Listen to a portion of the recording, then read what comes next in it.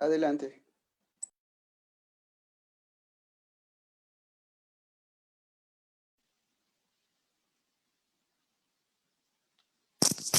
Muy buenas noches. El Ilustre Colegio de Abogados de Tacna, representado por su decano, el magíster Jorge Luis Sosa Quispe, le dan la más cordial bienvenida al curso especializado en oralidad en el proceso civil.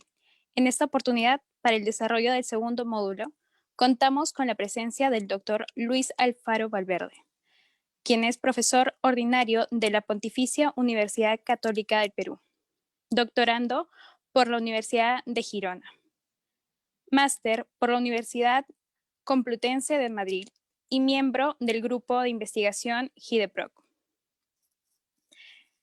Quien nos acompañará esta tarde con el tema el derecho al contradictorio en el proceso civil oral.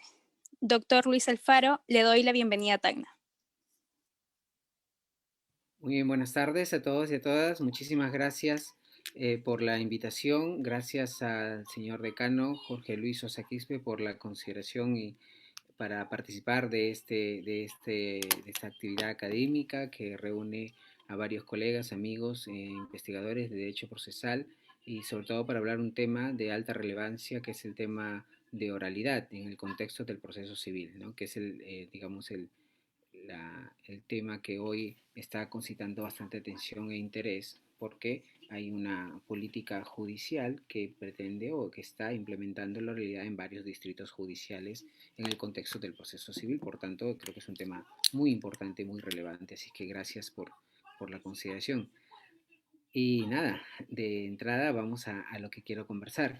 El, el tema que quiero específicamente conversar o reflexionar al menos está relacionado al tema del derecho del contradictorio en la oralidad en el proceso civil y su relación en la oralidad en el proceso civil.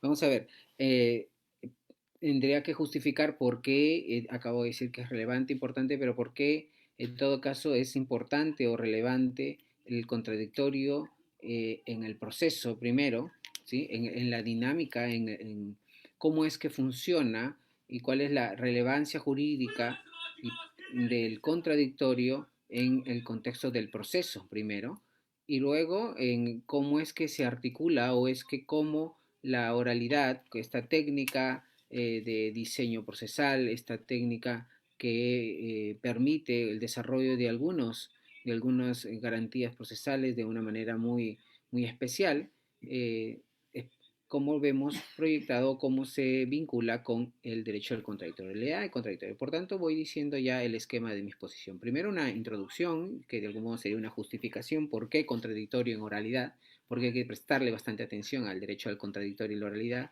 Luego, hablaré un poco sobre el contradictorio, ¿sí? Porque de hecho esta es una de las categorías que muchas veces se menciona, se hace referencia, uno encuentra en algunas sentencias o en los libros, pero pocas veces se detiene a pensar qué exactamente es el contradictorio, a qué nos referimos cuando hablamos del contradictorio, ¿no? Sabemos que es una garantía constitucional, derecho fundamental, etcétera, pero todos entendemos cuáles son los márgenes los efectos que importa el respeto al contradictorio en el proceso civil. Ese me parece que es un punto que es necesario detenernos. El tercer tema que quiero también tratar está relacionado ya a la oralidad, ¿no? ¿Qué entendemos también por realidad? ¿De qué trata la oralidad? Nunca hemos tenido oralidad en el proceso civil. Ahora con toda esta tendencia de implementación de los modelos de despacho judicial civil con la oralidad o de litigación oral, es realmente una innovación en el contexto del proceso civil. Me parece que es algo una cuestión que debemos responder también, pero con toda la sinceridad del mundo, ¿no? Porque fácil sería decir que hoy hay un proyecto o una política de implementación de la realidad en el proceso civil y contrario a totalmente contrario o opuesto a la escritura, ¿no? Entonces, me gustaría esclarecer algunos puntos al respecto, porque no siempre se comenta el discurso completo, ¿no? Es lo que considero que debería analizar en esta tarde también. ¿Qué entendemos por realidad? Y si realmente la oralidad en el discurso de oralidad la escritura se excluye, se puede aproximar o eh, comprender la oralidad aislada de la escritura, ¿no? Es esta propuesta de oralidad o el discurso de oralidad como una forma de superación de la escritura. Bueno, esos son los puntos que creo que también merece conversarse. Y el último punto es cómo relacionamos contradictorio, oralidad y proceso civil. ¿De acuerdo? Sobre todo en las audiencias, en donde ya de entrada voy sincerando el tema, es el lugar donde la oralidad se ve con mayor énfasis. Por lo demás, los actos postulatorios son eminentemente escritos y no pasa nada, o sea, no hay ningún problema de reconocer que en la etapa postulatoria del proceso civil y los procesos no penales en general, y si quiere el penal incluso, es escrita, ¿no? No hay ningún problema eso. Así es que ahí nomás nos damos cuenta de que una propuesta de oralidad debe especificarse en los momentos del proceso en donde resultaría conveniente, que de hecho es muy conveniente, ¿no? No, con esto no me declaro enemigo de la oralidad, sino más bien amigo de todo aquello que resulte adecuado para la apropiada tutela de los derechos materiales de los ciudadanos y los justiciables, ¿no? Y esto, pues, siempre buscamos un diseño procesal que sea el más óptimo y definitivamente la oralidad tiene muchas ventajas, pero aunque quisiera solo vender esa parte digamos, de la propuesta o el discurso teórico o académico, debemos también ser sinceros que la oralidad, como pasa también con la escritura, tiene sus limitaciones y tiene sus defectos y hay que identificarlos porque solo de esta manera podemos mejorarla, podemos utilizarlas adecuadamente y no hacernos altas expectativas que no necesariamente puedan cumplir, ¿no? Hay unas limitaciones, ¿sí? Quizá un concepto limitado de la oralidad podría resultar apropiado para no generarse expectativas muy altas sin sobrevalorar la oralidad que al momento de su aplicación práctica termine por pues, no resultando, no obteniéndose los resultados esperados, ¿no? Y eso es un gran problema también. Muy bien, comienzo entonces por la justificación. ¿Por qué contradictorio? ¿Por qué derecho del contradictorio en el contexto de oralidad? Más de uno seguramente habrá escuchado que el tema en vigencia hoy es por demás el tema de la oralidad en el proceso civil, ¿no? Ahí están dando conferencias, seminarios, este curso, este diplomado está pensado en la oralidad en el proceso civil. Y los temas usuales que se comentan es la oralidad y los principios procesales, la oralidad y la reforma del proceso civil, la oralidad. A mí me parece importante también detenernos en esta lista de temas vinculados con la oralidad que intentan analizar y aproximarse al fenómeno de la oralidad lo más riguroso y críticamente posible, ¿no? Cuando digo esto, no estoy diciendo, insisto, otra vez que no se trata de asumir posiciones en contra o en favor de la oralidad, ¿sí? Se trata de aproximarse al fenómeno conociéndolo en lo más rigurosamente posible, ¿ok? Hablaré un poco más de este punto cuando toque el tercer tópico sobre oralidad. Pero lo que quería comentarle entonces es por qué oralidad y contradictorio. ¿Okay? ¿Por qué? Miren, el derecho al contradictorio es un derecho fundamental procesal, ¿sí? Al igual que cualquier derecho constitucional. ¿Sí? Este es de naturaleza procesal y por tanto compone todo el cúmulo de garantías que bien podría agruparse bajo la denominación, como lo ha hecho la misma Constitución y los códigos procesales, de debido proceso, del due process of law, ¿no? Que es una recepción normativa de la institución muy típica del common law. Dentro de esta figura del debido proceso, es decir, que el proceso, el justiciable, una vez ingresado al proceso o antes incluso, eh, se le respete una serie de instituciones mínimas, de garantías mínimas, si se quiere, ¿no? Este cúmulo de garantías usualmente se le identifica como debido proceso, ¿ok? No entro aquí a discutir si era conveniente o no incorporar el due process of law bajo la fórmula de debido proceso si ya teníamos la tutela judicial efectiva o ambas categorías o instituciones pueden suponer quizá una disociación entre instituciones. Me interesa solamente considerar que el contradictorio es uno de los elementos del debido proceso, un derecho fundamental procesal básico del proceso, una conditio sine qua non para la validez del proceso. De hecho, alguien podría decir, quizás una posición más extrema, el proceso sin contradictorio no es proceso, ¿no? ¿Okay? Es decir, sin la articulación, ¿no? Piero Calamandrei decía al respecto que el contradictorio supone para el proceso un elemento democratizador del proceso, ¿sí? Porque permite la participación previa de las partes o del justiciable, ¿no? No, si bien el juez es el detentador de la administración de justicia, este debe recibir el diálogo o la participación previa a las partes, ¿no? Entonces, el, la, asume una relevancia importante, ¿no?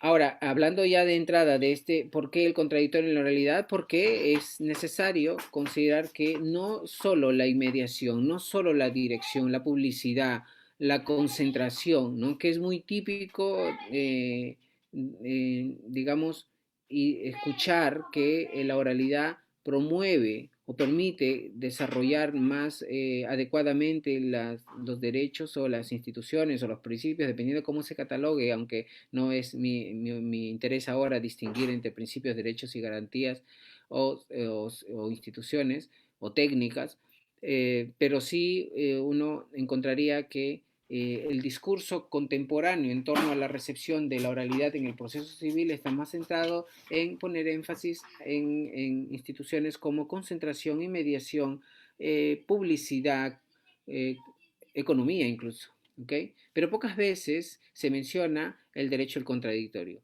cuando en realidad yo diría que si entendemos la oralidad como una técnica, ya adelanto mi posición sobre la naturaleza jurídica de la oralidad, si se quiere, hablando de qué es la oralidad.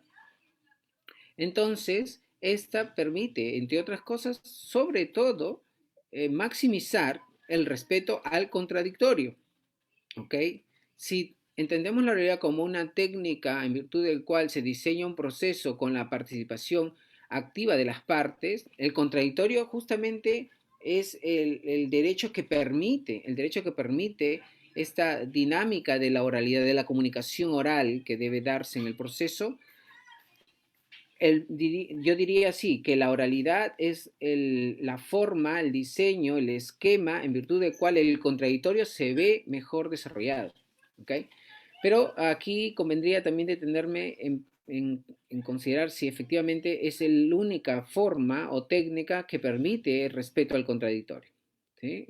Podríamos hablar también, y no es que con esto quiera retroceder o que tenga una posición conservadora, poco progresista, o respecto de la escritura, pero las cosas como son, o sea, se puede también respetar el derecho al contradictorio mediante la forma escrita, ¿sí? Que en la práctica judicial esto pueda desvirtuarse o pueda convertirse en una oportunidad para dilatar el proceso, una oportunidad para que no se tomen decisiones lo más tempestivamente posible. Sí, yo reconozco que la escritura muchas veces ha sido una excusa perfecta para dilatar, para no resolver en el tiempo adecuado, etcétera. Entonces, pero puede hacerse, ¿no? Se pueden acortar plazos, no sé, pero no es que se descarte absolutamente que el contradictorio no se ve presente cuando se habla de escritura, ¿de acuerdo? Segundo punto, entonces por eso es importante detenernos en también, entre otros temas que van a hablarse, por cierto, a lo largo de estos días, sobre el tema de la oralidad en el proceso civil. No estoy diciendo que no importen los demás temas, que importan muchísimo, pero respecto del contradictorio me parece que es el tema medular de la oralidad, ¿no? ¿Por qué las partes tienen derecho a contrainterrogar? ¿Por qué se requiere incluso la participación del mismo juez al formular algunas aclaraciones cuando declaran los testigos? Es el derecho del contradictorio la que permite esta dinámica, ¿no? Esta oportunidad de que los justiciables sean escuchados, sean atendidos, ¿de acuerdo? Y que escuchados si quiere de manera oral, ¿no? Ok, entonces por eso y por otras razones más, diría yo que es muy relevante, muy importante respetar el contradictorio o analizar la figura del contradictorio en el contexto de la oralidad en el proceso civil. ¿Okay? Segundo punto, el contradictorio. Ya dije algunas cosas sobre el contradictorio, que es una garantía fundamental, que es un derecho fundamental procesal alojado dentro del debido proceso, que es una conditio sine qua non, pero no he dicho exactamente qué es el contradictorio, ¿no? ¿Qué entendemos cuando hablamos sobre del contradictorio, ¿no? Hay quienes han encontrado un fundamento jurídico procesal, ¿no? Es que el proceso no es solo el juez, es las partes, y la participación de las partes supone el respeto al contradictorio. El hecho de que las partes participen desde el inicio hasta el fin en una dinámica de actos procesales permite entender y aceptar que sin ello no habría una decisión correcta. Imagínense ustedes, un demandante y el juez, nada más. No hay contradictorios si es que no se escucha el demandado, por ejemplo. O en todo caso no hay un contradictorio en el sentido más amplio de la expresión, ¿no? Ahora, eh, les decía, hablando del qué entendemos por el contradictorio, al menos dentro de la evolución teórica conceptual del contradictorio, el, se pueden resumir en dos conceptos. Un concepto débil del contradictorio, un concepto lógico formal, si se quiere, y un concepto fuerte o sustantivo y efectivo del contradictorio. Hay dos concepciones. Si uno revisa los sistemas procesales en cuanto a su regulación o diseño, si uno revisa la literatura, las publicaciones sobre el contradictorio, sea como tema principal o sea como tema alojado dentro de los manuales o tratados sobre derecho introductorios al derecho procesal, lo que uno puede encontrar es claramente dos concepciones. Y hay que estar atento a cuál es la concepción que el legislador nacional ha acogido, ¿sí?, en el CPC del 93 sobre el contradictorio. Y decía que en la concepción débil del contradictorio, una concepción lógico-formal que supone una suerte de acción o de información y reacción, ¿no? Es decir, todo aquello que propongan las partes, la contraparte sea puesta en conocimiento. Y principalmente centrada, esta concepción débil del contradictorio está centrada en la etapa postulatoria, de demanda y contestación, en buena cuenta, nada más. No en diversos momentos del proceso, no en todos los grados del proceso. Principalmente el énfasis que se le daba cuando se hablaba del contradictorio es que las partes sean escuchadas o puestas en conocimiento de todo aquello que la contraparte planteara, simplemente, ¿no? Esta dinámica de notificación o puesta en conocimiento, correse traslado, etcétera, que es muy usual en el lenguaje jurisdiccional, da cuenta o muestra el contradictorio en sentido débil.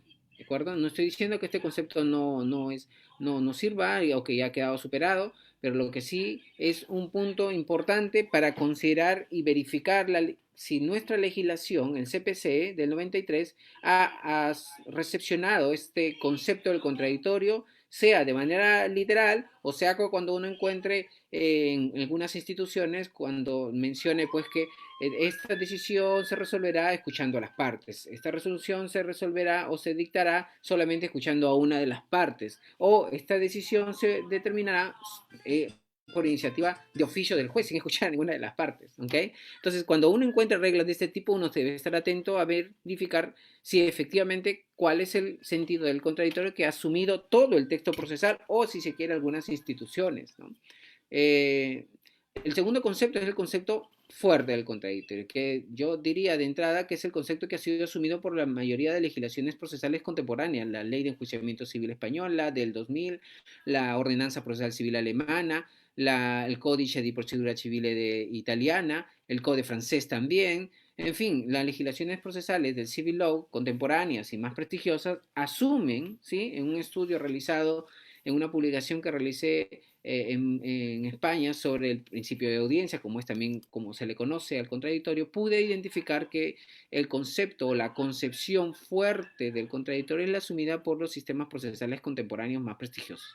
¿Y esto por qué? No es porque simplemente es un tema de moda, sino es porque lo que se entiende por contradictorio en sentido fuerte es principalmente que no se limita solo la participación de las partes a la primera fase del proceso, sino durante todo el proceso, e incluso en cualquier instancia o grado donde se encuentre. No, segundo característica de este contradictorio en sentido fuerte es que no hay decisión judicial, desde esta perspectiva, desde esta concepción, no puede asumirse una decisión judicial que no suponga previamente escuchar a las partes. Por tanto, toda decisión judicial, desde esta concepción fuerte del contradictorio, se construye a partir de la participación previa de los destinatarios de la decisión judicial.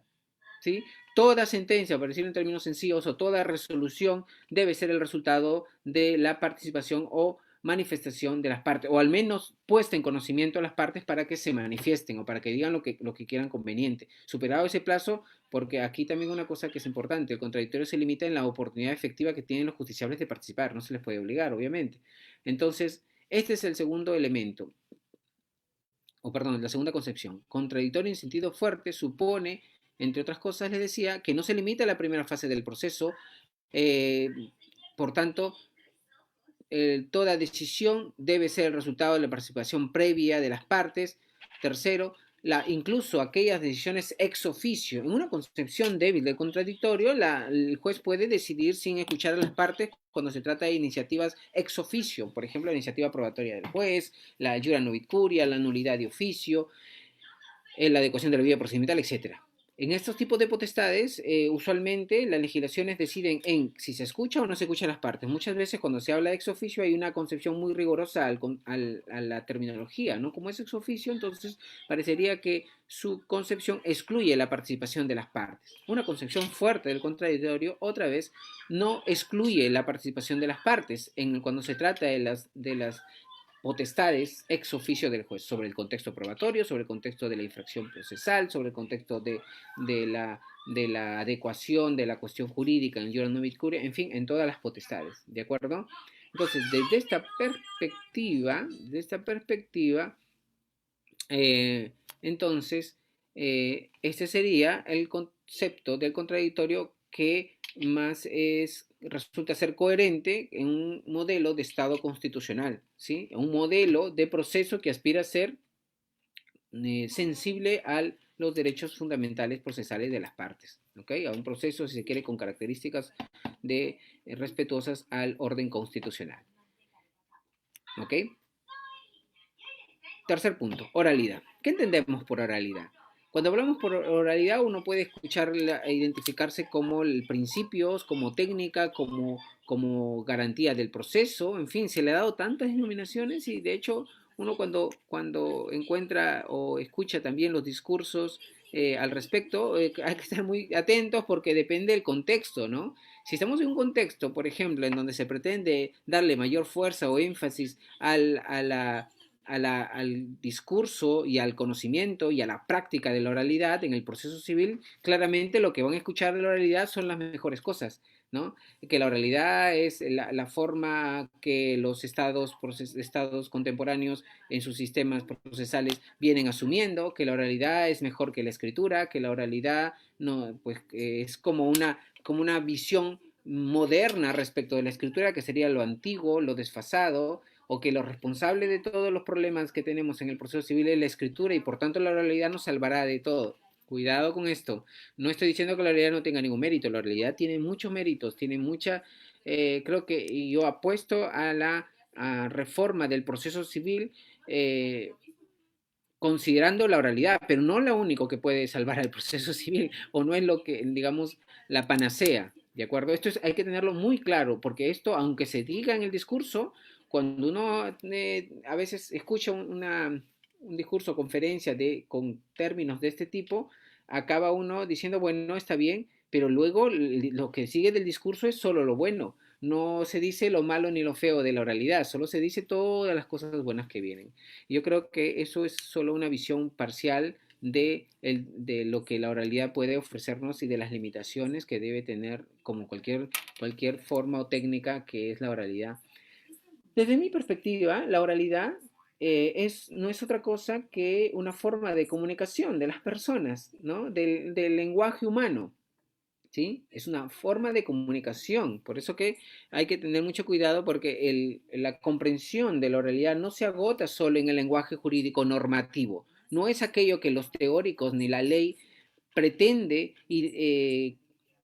conceptuar de la oralidad, ¿sí? La oralidad es una forma de comunicación y el lugar adecuado donde debe entenderse la oralidad es en los estudios del lenguaje, así de simple. ¿de acuerdo? Del lenguaje y de la comunicación, y si se quiere de la lingüística, o si se quiere más de la filosofía del lenguaje. Creo que desde esta aproximación podríamos contribuir a mejorar la oralidad, ¿ok? Claro que cuando se dice este discurso ya se puede tachar de conservador y enemigos de la oralidad, y eso no creo que sea la manera adecuada de recepcionar la oralidad. La oralidad hay que recepcionarla normativa y en la práctica judicial de manera más rigurosa y reflexivamente posible, porque sólo así podemos mejorarla. ¿Sí? Si negamos a aceptar los defectos o limitaciones que tiene la oralidad para la aplicación en el proceso civil y creer que los participantes en el proceso de manera automática, espontánea, van digamos, contribuir a mejor desarrollo del proceso y a obtener mejores decisiones más prontas, etcétera, solo por hacer un discurso oral de manera sobrevalorada, creo que es simplemente pura falacia, ¿sí? A mí me parece que hay que poner las cosas en claro. Ahora, decía, por tanto, si la oralidad es una forma de comunicación, ¿sí? Lo que debemos entenderlo es que cuando hablamos de la oralidad en el proceso, es una recepción de esta forma de comunicación en el proceso. Por tanto, las limitaciones, las ventajas y los problemas que tiene la forma de comunicación oral debe verse reflejado también en el desarrollo legal, ¿sí? O si se quiere administrativo, de cómo se pretende reformar el proceso. ¿Sí? Si desconocemos eso, estamos caminando contra la ciencia, y hay que tener mucho cuidado aquí porque ya el legislador suele hacer eso. No queremos que pase lo mismo con el proceso civil, ¿de acuerdo? Entonces, bueno, podríamos decir algo más sobre la oralidad, que creo que hay por todos es conocido, que hay una implementación de una reforma a nivel del mismo Poder Judicial, un interés por implementar la oralidad o darle mayor énfasis a la oralidad en el proceso civil. Esto es bastante conocido. Muchos distritos judiciales vienen eh, suscribiendo, no sé, o adheriéndose a este proyecto piloto, pero que más que proyecto piloto ya se trata de una reforma procesal, dicho en términos ya directos, ¿no? Pero reforma procesal, no sé si mediante resoluciones administrativas es lo más pertinente, ¿ok? O en todo caso, quizás sea, o que debe ser, mediante una propuesta legislativa, ¿no? Que creo que sería lo más idóneo. Y de hecho hay un proyecto de reforma del Código Procesal Civil en donde utiliza términos, me parecen muy pertinentes, cuando habla de que el proyecto de reforma apuesta por la oralidad siempre que ésta resulte ser un instrumento, un medio, una técnica adecuada, ¿sí? Porque hay otras formas de garantizar los derechos fundamentales procesales. ¿Ok? Conecto ahora oralidad y contradictorio, oralidad y contradictorio. Pregunta entonces sería, ¿solo mediante la oralidad se respeta el contradictorio? ¿Únicamente mediante la oralidad se garantiza la concepción fuerte, efectiva o sustantiva del contradictorio?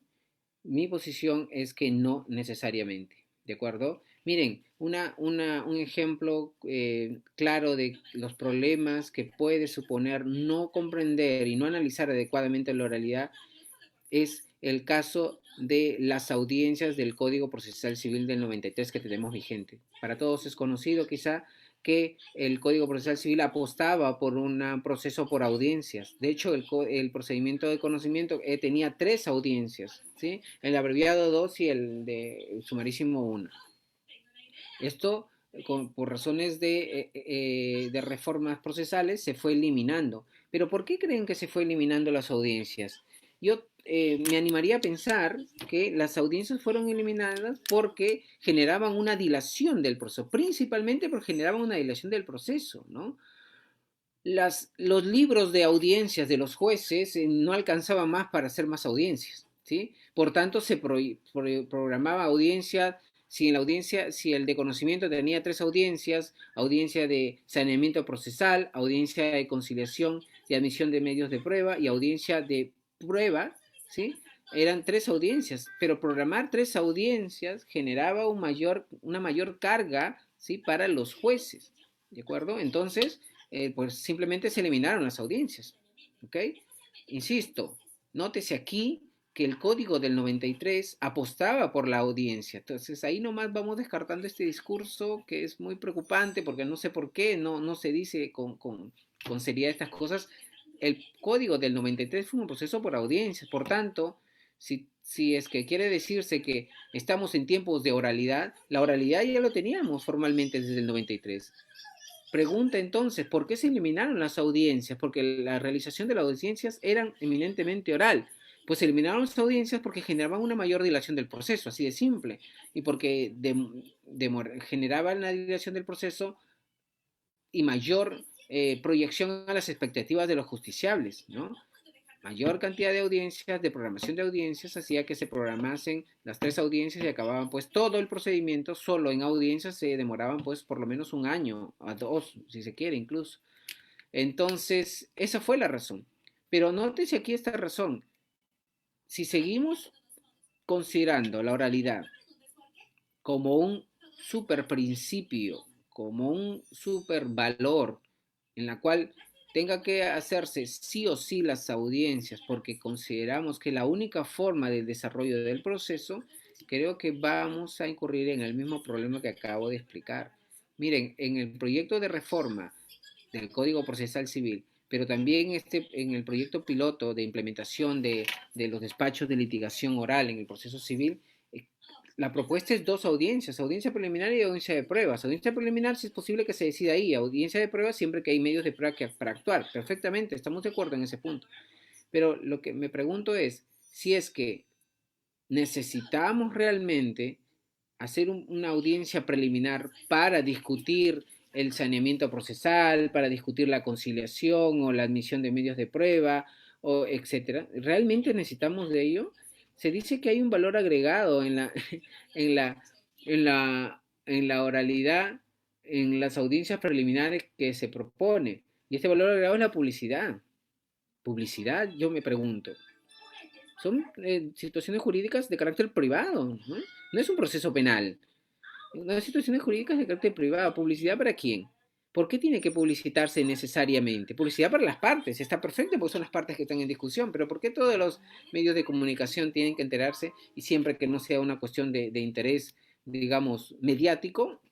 Me parece innecesario que tenga que publicitarse todas las audiencias, que vayan los que tengan que ir, pero no sé si eso cambia todo, no sé si eso le da ese valor agregado que he escuchado, se dice, ¿no?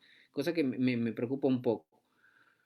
Ok, ahora, tenemos el contradictorio, insisto, donde quizá, y esto lo decía Mario Capelletti, donde podemos ver, digamos, la puesta en vigencia de la oralidad en el proceso civil es principalmente en la audiencia de pruebas, audiencia de juzgamiento, juicio oral o como quiera llamarse, ¿sí?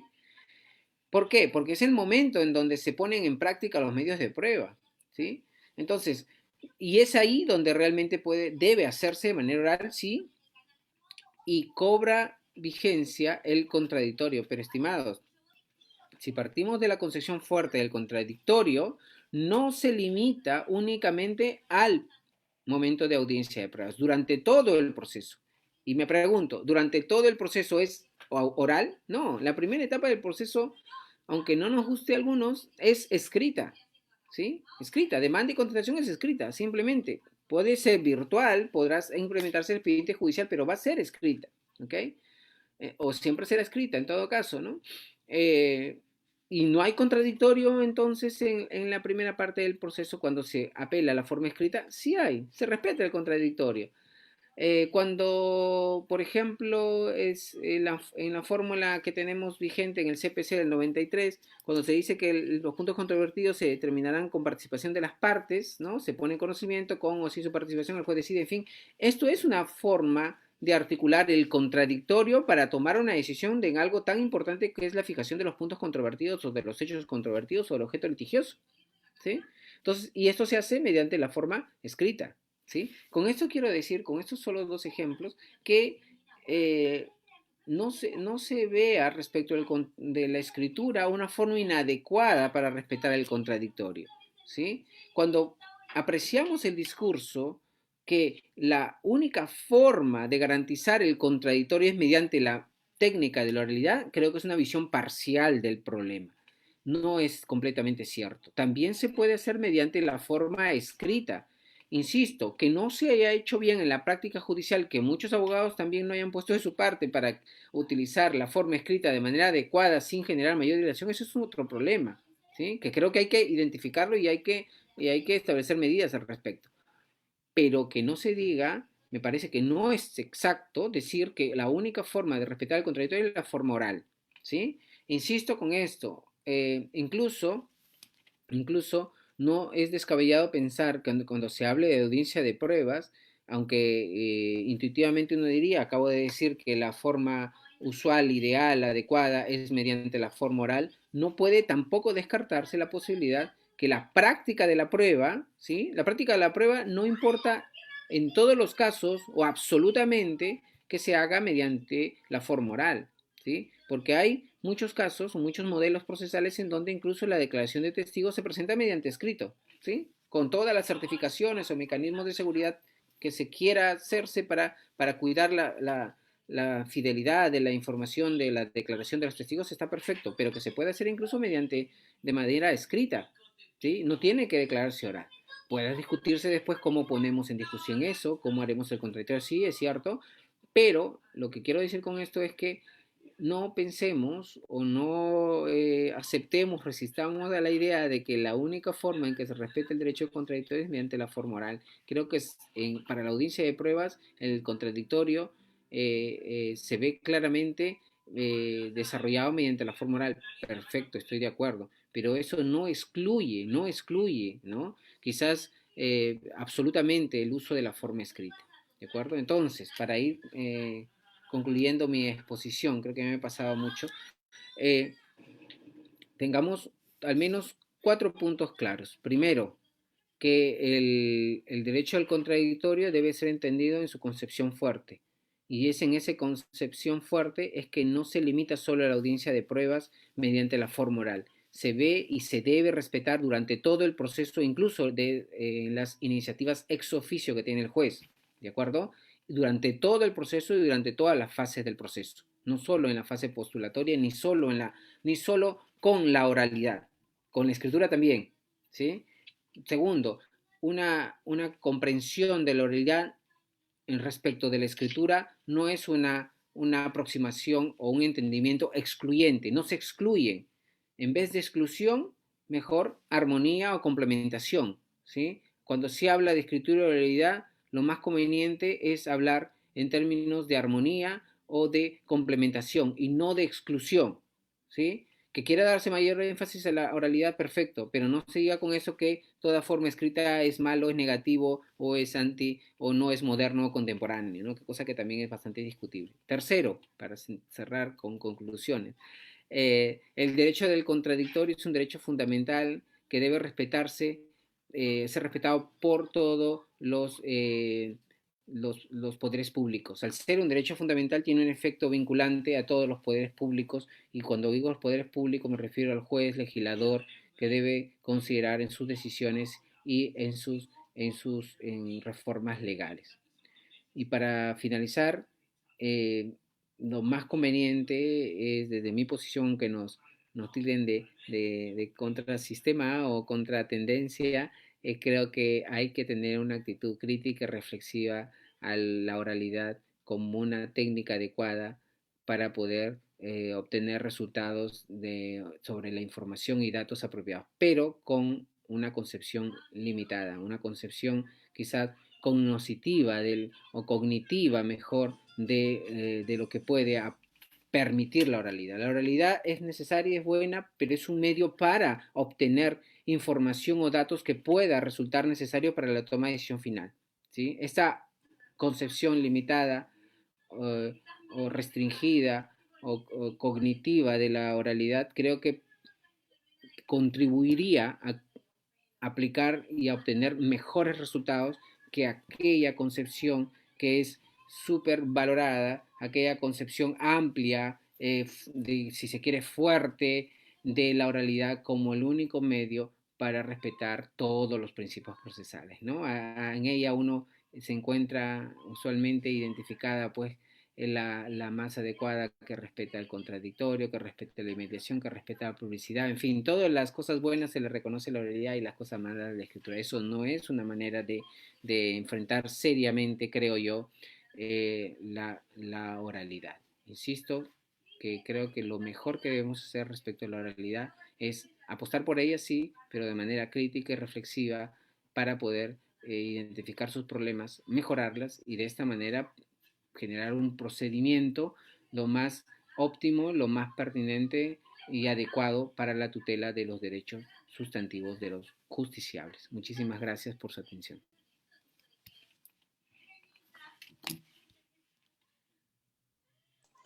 Muchísimas gracias, doctor Luis Genaro Alfaro Valverde. El ilustre Colegio de Abogados, mediante su decano, el magíster Jorge Luis Sosa Quispe, le hacen un extensivo agradecimiento y un saludo cordial desde aquí, desde la ciudad heroica, esperando que en un futuro nos pueda acompañar no solo en cursos de temas de oralidad civil, sino en otras materias que sean de su conveniencia. Doctor, muchísimas gracias por participar en este segundo módulo del curso de oralidad en el proceso civil. Le envío un fuerte abrazo, de repente quiere despedirse con últimas palabras porque no veo que hayan existido preguntas en la caja de comentarios. Al parecer ha sido muy claro y en verdad una excelente ponencia, doctor. No, gracias a ustedes, es un placer haber participado y contribuido con el conocimiento de la oralidad en el proceso civil. Lo único que pediría finalmente es que no dejemos de discutir los temas, ¿no? Si todos hablásemos un mismo lenguaje respecto de un fenómeno, creo que el derecho involucionaría, ¿no? La idea es evolucionar el derecho, mejorar y contribuir con el análisis más riguroso posible de todos los fenómenos y sobre todo el tema de la oralidad. Y en eso yo les felicito y les agradezco, ¿sí? La invitación, y creo que desde el gremio, creo que las iniciativas como esta deben ser saludadas, y en lo que pueda contribuir para discutir el tema de la oralidad, creo que estoy a su disposición para otra oportunidad también. Así que nuevamente agradezco a todos y agradezco a todos los miembros del Ilustre Colegio de Abogados de Tacna y al señor decano por la consideración. Muchísimas gracias, doctor Luis Alfaro Valverde. Hasta una próxima oportunidad. Gracias.